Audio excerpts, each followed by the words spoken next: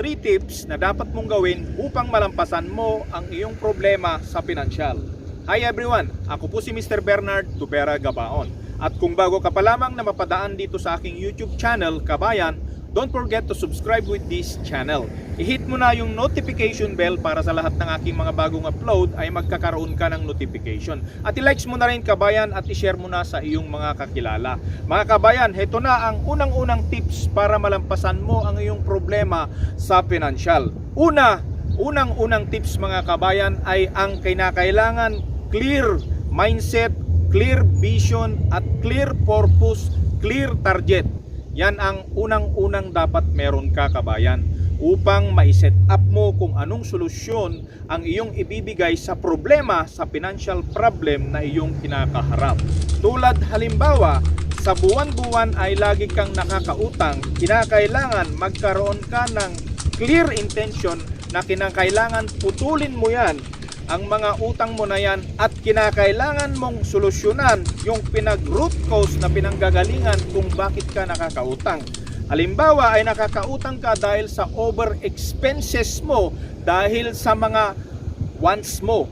Iwasan mo yung wants para ma-solve mo yung problema na yan. Yung pagbili mo ng buwan-buwan o every other month na mga clothes, pantalon, mga original na mga damit, yung mga Levi's na worth dito sa Saudi Arabia ay 320 na, iwas-iwasan natin yan, mga Kabayan. Nagkokos po yan ng malaking pera na panggastos po natin. Kalagitnaan ng buwan ay mawawalan ka na ng pera at yan, ang cycle mo, uutang ka na naman.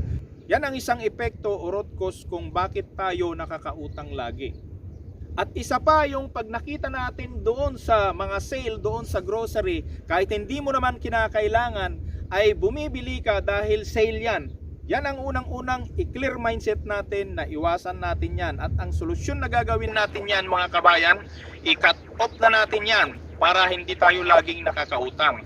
Para yung mga target natin sa ating buhay, o kung gusto nating mag-ipon, dahil ang pera po ay napaka-importante sa ating kinabukasan. Ang hirap po na yung pangarap natin ay lagi tayong nagtatrabaho para sa pera.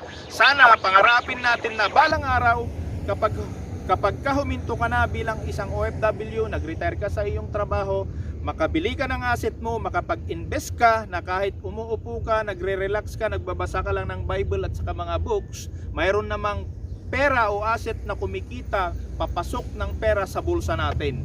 Yan ang ating itarget. Yan ang unang-una, mga Kabayan. Okay, next. Pangalawa na dapat mong gawin upang makalagpas tayo, upang malampasan natin ang ating problema sa pinansyal.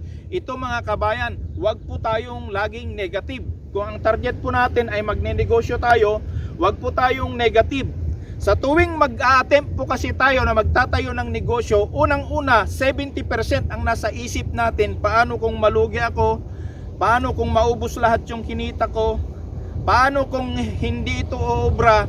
Tiyak, Kabayan, kapag ganyan ang attitude mo, mas malaki yung porsyento na mangyayari nga yan. May kasabihan, success begets success and failure begets failure. So iwasan natin yan, mga Kabayan. Kinakailangan isipin natin, kahit maliit lang ang ating itatayo nating negosyo, mga Kabayan, isipin natin paano pag kumita ako ng ganito. Pag kumita ako ng isang araw ay 350, hindi na po maliit yun. Kung alam mong paikutin yon, maganda po yun. Ipunin mo yon at i-reinvest mo sa sarili mong negosyo, abay napakaganda. Positive thinking po yon. Reinvest po ang isang sekreto. Kinakailangan i-reinvest mo sa iyong negosyo. Hindi yung sinasabi nila na i-reinvest mo sa negosyo ng iba. Hindi po tayo nag-a-advise ng ganon. Maliit man ang iyong negosyo ngayon, tiyagain mo, aralin mo at i-leverage mo yan. Kaya yan ang pangalawa, mga Kabayan. Kaya ito yung pangatlo, mga Kabayan. Huwag po tayong basta-basta susuko sa ating buhay. Oo, alam nating mahirap ito, pero huwag po tayong susuko. Kasi kung lagi tayong sumusuko, wala po tayong kinabukasan sa ating buhay. Tayo nga yung inaasahan ng ating pamilya, lalong-lalo na kung tayo ay breadwinner, isang income lang ang pinagkukuhanan natin. Wag na wag po tayong susuko. Kailangan laban lang, mga Kabayan. Kung kaya ng iba, bakit hindi natin kaya? Kaya maraming hindi nagsasucess dahil kaunting pagsubok lamang umaayaw na. Kung si Albert Einstein nga, lagi siyang nababagsak o lagi siyang nape-fail, pero patuloy pa rin siya. Hindi naman masama na gayahin natin yon. Hindi naman masama na ituring natin na ganun yung sitwasyon natin. Dahil ang mahalaga, ang buhay ay kinakailangan nating ipaglaban. Alam na natin yan mga kabayan. Kung gusto natin talagang magtagumpay sa ating buhay, ilang beses man tayong bumagsak, sa failure natin, kinakailangan natin ipaglaban natin yon mga kabayan. Kaya wag tayong susuko mga kabayan. Ang tagumpay ay hindi 24 hours lamang, isang buwan o taon. Kinakailangan tayong magtiis, magpursigi, magsaliksik, at higit sa lahat mayroong paninindigan para sa buhay. Dahil alam naman natin ito, hindi lang naman po para sa atin lamang ito. Para din ito sa ating pamilya at sa ating kinabukasan. Halina't magtanim tayo ng asset, magtanim tayo ng mga passive income upang ang ating kinabukasan ay maganda. Ito po muli si Mr. Bernard Tubera Gabaon ang nagsasabi sa inyong payamanin, tulungan at paunlarin ng ang ating kapwa. Ako po si Mr. Bernard Tubera Gabaon ang nagsasabi sa inyong God bless you po.